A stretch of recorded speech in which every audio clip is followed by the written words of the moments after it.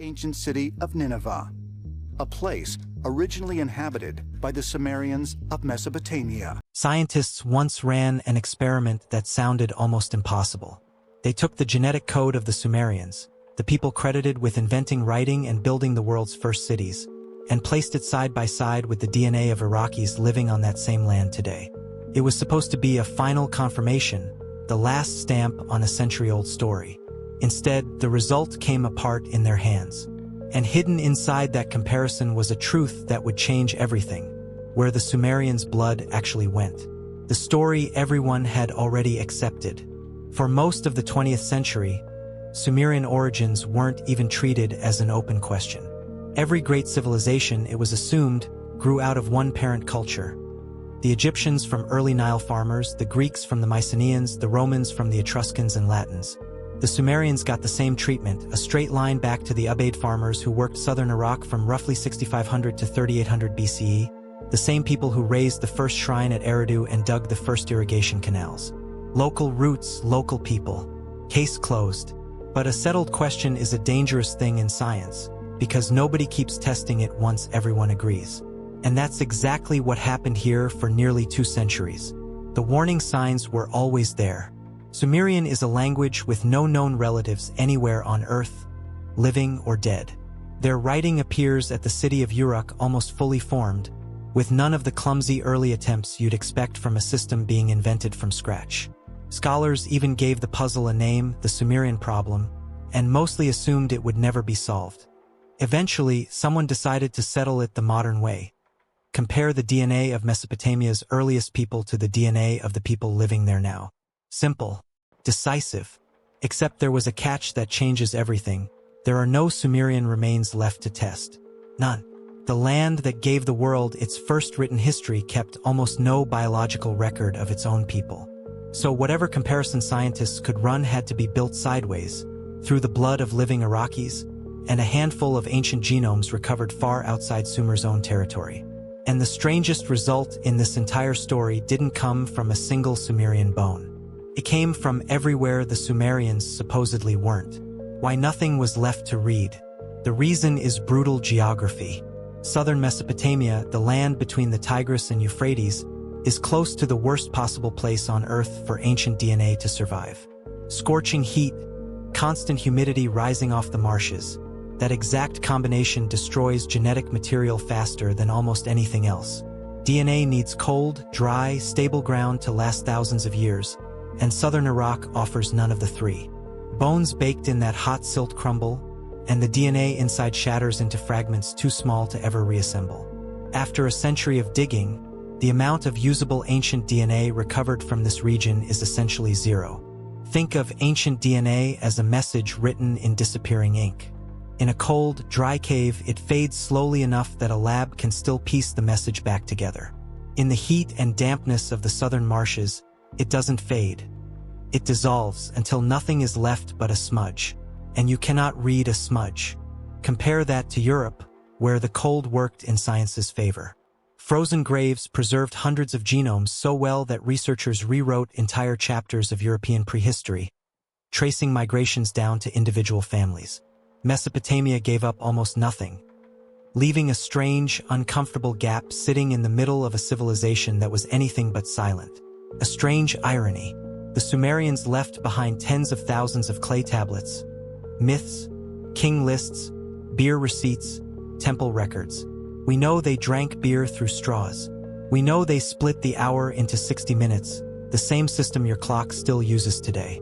We know one of the earliest named authors in recorded history was a woman. We have their grocery lists and their gods. The one thing we don't have is them. Not one surviving cell of the people who taught humanity how to keep records in the first place. For a long time, that looked like a dead end. But geneticists had one option left. If you can't dig them out of the ground, maybe they never actually left it. Maybe they're still walking around in the people who never walked away, searching the living. Where the Tigris and Euphrates meet before spilling into the Persian Gulf, the marsh Arabs have lived for centuries in a way archaeologists have long considered the closest living link to the Sumerians. Same land, same reed houses, the same boat designs shown in 4,000-year-old Sumerian art. In 2011, at a lab in Pavia, Italy, geneticist Nadia Al-Zahari examined DNA from 143 Marsh Arab men, each with at least 4 generations of verified Marsh ancestry. The maternal line came back unremarkable, a typical Middle Eastern mix. But the paternal line was so unusual that she reportedly reran the analysis, assuming a software error. 74% of the men carried the exact same paternal lineage, a branch called J1P58, counting the wider haplogroup family that climbed to roughly 85% of the entire sample. It's one of the most genetically uniform paternal populations ever recorded in the region. Picture shuffling a deck of cards 1,000 times, then dealing 100 hands and watching nearly every card come up the same. That doesn't happen by accident. Something forced this population through a genetic bottleneck. But the concentration wasn't the strangest part. The origin point was, when geneticists trace where a lineage began, they look for where it shows the most internal variation, since a lineage accumulates mutations wherever it's existed the longest. Mapped that way, J1P58's center isn't southern Iraq at all. It sits farther north in upper Mesopotamia and southeastern Turkey, with fainter branches reaching toward Oman, the Ethiopian highlands, and the eastern Mediterranean. In other words, the dominant paternal line among the people closest to the Sumerians didn't start where the Sumerians ended up. It looks like it arrived from the north and traveled down the rivers, running the genetic clock. Every generation, the Y chromosome picks up small, predictable mutations. Count them, run the math backward, and you can estimate when a lineage suddenly expanded. Al-Zahari's team ran that clock against J1P58, and the number that came back was hard to ignore. Roughly 4,500 years ago. That lands almost exactly when Sumerian civilization was at its peak. Uruk, Ur, Lagash, and Eridu blazing as full cities, writing fully matured, the first kings, the first armies. At that same moment, the genetics show a single paternal lineage exploding outward across the plain. 2 enormous events lining up almost perfectly. The birth of the world's first cities, and the sudden spread of one bloodline. This is where most retellings slam the gavel down and call it proven. It's worth slowing down instead, because a number this clean is exactly the kind you should question. The crack in the clean number. That 4,500-year figure comes with a margin of error of roughly plus or minus 2,600 years. That means the real expansion could have happened as far back as 7,000 years ago, long before any city existed, or as recently as 2,000 years ago, long after Sumer had already fallen. That's a window wide enough to swallow almost the entire history of Mesopotamia. There's a second problem underneath the first. The Marsh Arabs are our closest living stand-in for the Sumerians, but closest isn't the same as accurate. That near-pure paternal line could simply be the result of isolation. A small population sealed in the marshes for centuries, slowly losing every other lineage through genetic drift until only one was left standing. To their credit, the scientists never oversold this. In 2022, geneticist Iosif Lazaridis and a Harvard team recovered the first Neolithic genomes ever pulled from Mesopotamia, not from the humid south, but from the north, where the climate was just merciful enough to preserve something. And the paper explicitly avoids naming a single point of origin, because the data doesn't support one. When science refuses to hand you the clean, satisfying answer, that's usually the moment to trust it more, not less. Blood flowing down from the mountains. What Lazaridis found instead was that the Neolithic population of northern Mesopotamia was already a blend of at least 3 ancestral lines: hunter-gatherer ancestry from the Levant, ancestry from Anatolia and the Caucasus, and running through the middle of it all, a major stream flowing in from the east, from the Zagros Mountains on the western edge of modern-day Iran. That eastern stream is the piece that overturns the old textbook. The southern plains weren't the source, they were the destination. People had been moving down out of the highlands into the floodplain for so long that, by the time the first symbol was pressed into wet clay, the population standing there was already a mixture. Even the Ubaid culture, long treated as the pure root of the Sumerians, turns out to have already been blended, long before the first shrine ever rose at Eridu. This reverses the entire direction of the old story. For a century, the assumption was that civilization radiated outward from the plains. The genomes run the opposite way, people and ideas flowing down out of the highlands into the basin for thousands of years before the first city ever existed. The plains weren't the cradle. They were the basin everything eventually drained into. And here's the detail worth sitting with. Sumerian mythology repeatedly pointed east, to mountains described as the home of the gods and the origin of civilization's gifts. For a century, scholars filed that away as poetry. The genetic evidence now points in that same direction. This is still speculation, not proof, but it's the kind of speculation that's hard to shake. One people, two contradicting stories.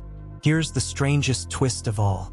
Sumerian is a complete linguistic isolate, no relatives anywhere, in any direction.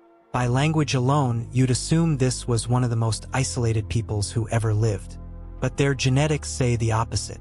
Genetically, the population of ancient Mesopotamia was constantly mixing with everyone around it, the Levant, Anatolia, the Caucasus, the Zagros. Their ancestry looks like a current running through the whole region, not an island. Both of these things are true at the same time, because language and genetics tell two completely different stories. A culture can be wildly original in how it speaks while remaining thoroughly blended in how it was born. That single fact dismantles both old myths at once. The Sumerians weren't outsiders who arrived from nowhere, and they weren't a pure lineage that grew alone from one patch of dirt. They were a meeting point, the eastern current from the Zagros colliding with the established population of the plains. And out of that collision came something no single group could have built alone: writing, cities, law, the wheel, and the 60-minute hour your clock still runs on today. Maybe they never actually left. The question people asked for 2 centuries was probably the wrong one from the start. Not where did they come from, but how were they made? The Sumerians didn't hide their bodies on purpose. The climate did that. But losing your remains isn't the same as disappearing. Empires fell. Cities sank into mounds of dirt. Their language died and was replaced, first by Akkadian, then Aramaic, then Arabic, until nobody called themselves Sumerian anymore. But the blood didn't die with the name. It stayed in the people still building reed houses in the marshes today, in the Assyrian and Mandean communities preserving ancient traditions, and in millions of ordinary Iraqis who have no idea they carry the same foundational signature as the world's first writers. The person stuck in traffic in Basra this afternoon. The kid kicking a ball down a Baghdad street. The fisherman poling a reed boat through the marshes at dawn. Some of them carry, unbroken, a signal that was already ancient when the first scribe pressed a reed into wet clay. The Sumerians didn't die out. They changed their name, changed their language, and dissolved into the ongoing story of the same land they always called home. We tend to picture lost civilizations as ruins and silence, something the desert swallowed whole. This one wasn't swallowed. It was absorbed, and it's still there today, quietly running through the bloodstream of a living country, carried by people who have no idea they hold one of the oldest signatures connected to written history. As long as people continue to live between those two rivers, some thread connecting back to the Sumerians is almost certainly still there, quiet, patient, waiting for someone to finally learn how to listen.